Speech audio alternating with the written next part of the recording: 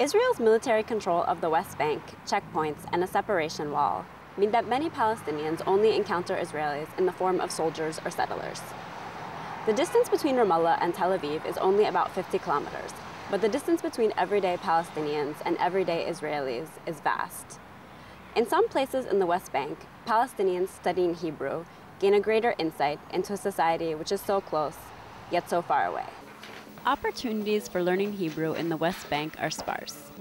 The Palestinian Authority, which is responsible for public schools, does not have Hebrew as part of its curriculum. The occupation in the West Bank began in 1967. There was a move by Palestinians not to teach Hebrew in public schools. Before the Oslo Accord, even under the Israeli administration, there was no Hebrew instruction in schools, and the policy has remained in place with the PA run schools. There are a few reasons. There were not qualified teachers of Hebrew. Also, there was a political side. People were afraid of the occupation taking root if studies learned Hebrew at school. Some Palestinians have picked up bits of Hebrew from interactions at checkpoints or through teaching themselves. A number of Palestinians who have served time in Israeli jails learned Hebrew well while in prison.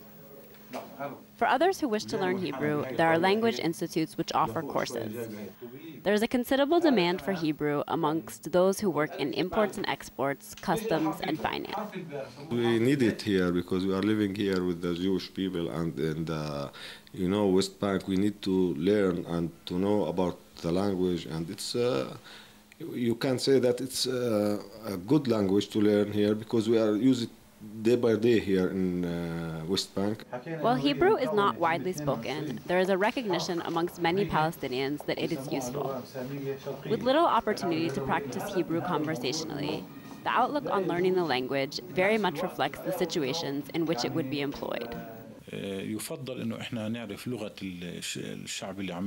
It's preferable for us to know the language of the nation occupying us. We also have an idea in our Islamic tradition which says that whoever learns a people language will have nothing to fear from them. If you look at this from a political and economic standpoint, we have to know Hebrew. Also, Hebrew could be a language for dialogue. There are people on the Israeli side who want peace. If we know Hebrew, we can talk with them. In terms of grammar and etymology, there are numerous similarities between Arabic and Hebrew, which instructors say makes Hebrew an easy language for native speakers of Arabic to learn. In Palestinian universities and language institutes, students of Hebrew can progress from complete beginners to advanced.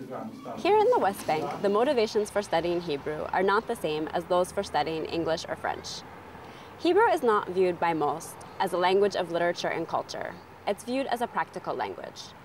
But a number of Palestinians have an interest in following Israeli affairs and in knowing what's going on next door, even when next door can seem far away. Winnie Mancini, JN1, Ramallah.